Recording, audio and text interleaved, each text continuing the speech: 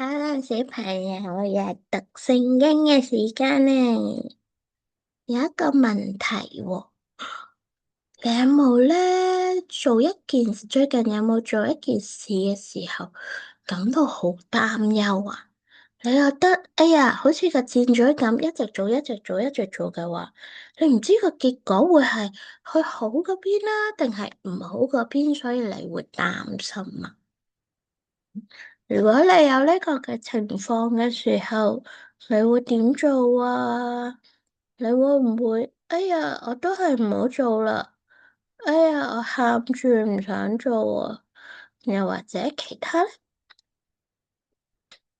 我哋今日咧有一個嘅小主題，就係面對考試嘅焦慮啊。你有冇試過？最近有冇考試測驗呢？準備嘅時候會唔會好似圖中嗰個男孩子咁樣，好崩潰、好擔心啊？我哋咧喺今次學習之前，我哋有個祈禱先，因為爸爸求你幫我哋啊！我哋今日咧會喺讀聖經嘅時候，個題目係面對考試嘅焦慮。求你咧，讓我能夠明白今日嘅學習，讓我咧可以揾到唔需要焦慮嘅方法。謝謝你聽我嘅祈禱，奉主名求，阿門。好，我哋睇下今日嘅經文係邊先。哦，喺腓立比書4章啊，腓立比書咧係喺新約嘅，我哋一齊讀啊。腓立比書4章6節，應當一無掛慮，只要凡事藉着禱告、祈求和感謝，將你們所要的告訴神。神所賜那超越人所能了解的平安，必在基督耶穌裏保守你們的心懷意念。我哋要學習好似個小女孩咁樣，唔好擔心嘅任何事情，但係咧要為所有嘅事情去祈禱喎。呢個咧就係我哋就係好似我哋頭先咁。如果我哋要做一件事或者面對一件事，雖然我哋唔知道個結果係去好嗰邊啦，定係去唔好嗰邊，但係咧我哋都可以繼續去做噶。我哋咧可以喺祈禱當中咧話俾天父爸爸知，佢會陪我哋一齊去面對噶喎。因為咧，佢會畀我哋，佢係一個賜平安畀我哋嘅神。當我哋同佢祈禱嘅時候，佢咧會畀我哋咧會有平安，唔再擔心噶噃。好，我哋一齊睇下今日嘅小故事先。嗯，有一個女孩子叫做伊興喎，佢寫日記噶。佢今日咧打開佢本日記簿寫啦。嗨，係我啊！今日陳老師同我哋講咗一啲鼓勵嘅說話，但係我覺得比較似係畀我壓力啊。長話短說，佢咧話我哋喺學校嘅學習同考試嘅成績會影響我哋之後嘅升學，而我哋之後讀邊間大學，影響我哋之後未來嘅工作。或者我已經省略咗佢好多好多佢講嘅嘢啦。總之，我就覺得佢講嘅嘢畀我好大好大好大好大嘅壓力啦。就好似喺頭先咁樣，事情發生啦。我本來正喺度改修正我嘅考試卷嘅時候，我發現我個我個本就係去到完成咗第7頁咋，我仲有39頁未完成啊！我崩潰咗啊！我覺得好醜啊！我好肯定全屋企都聽到我嘅呼號聲啊！媽咪真係太好啦！佢一聽到我大叫，佢就走嚟畀咗一個好大大嘅擁抱我。之後佢仲寫咗腓立比書4章6至7節嘅經文畀我，叫我同佢一齊大聲咁朗讀。啱啱開始嘅時候，閱讀呢段經文，我係喊得好傷心噶，因為咧就好似彷彿承認我而家真係好擔心、好擔心、好擔心。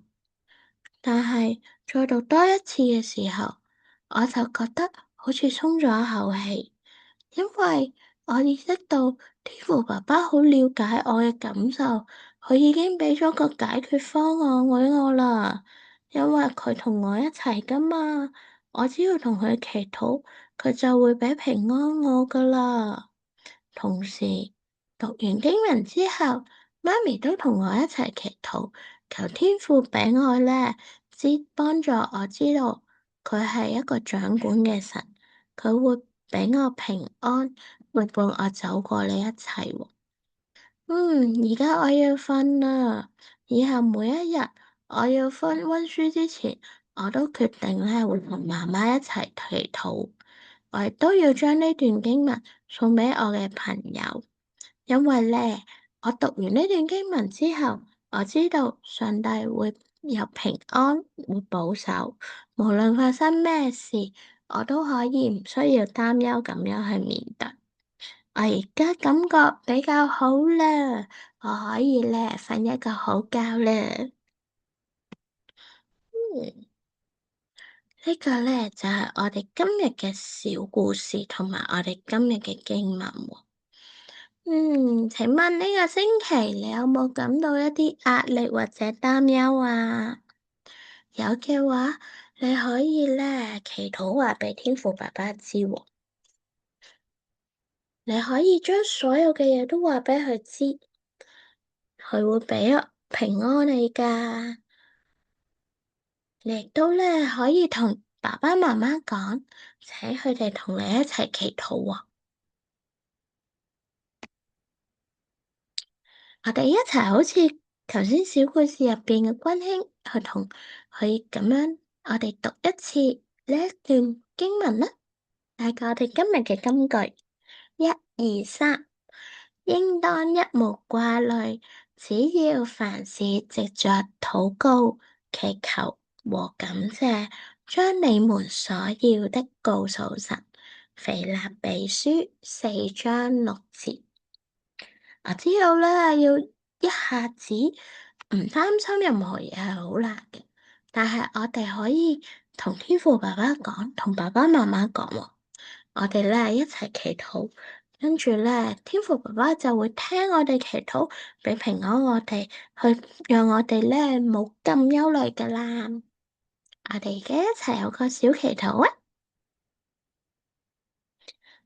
主耶穌，我將我咧而家一個星期面對嘅憂慮帶到你嘅面前，求你幫助我，讓我知道咧你係一個大能嘅神，你係一個愛我嘅神，你係一個掌管一切嘅神。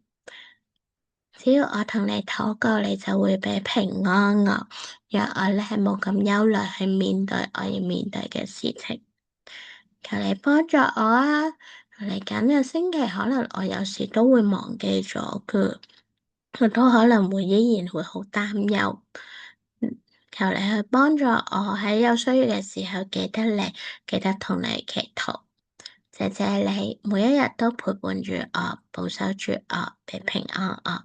禱告係奉主以得勝名字祈求，阿門。我哋盡量嘗試今個星期多啲禱告，少啲憂慮啊！下次再一齊讀聖經啊！拜拜。